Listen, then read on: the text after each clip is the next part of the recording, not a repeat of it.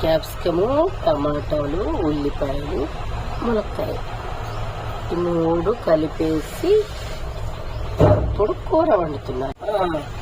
ఎందుకు ఇంకా తాలింపు వేసానండి, తాలింపు గింజలు వేసాను. క్యాప్సికమ్, టమాటాలు, ఉల్లిపాయలు, మునక్కాయలు కొంచెం సాల్ట్ వేసేస్తే మగ్గితే చూసారు అలా ఉందో కలర్ఫుల్.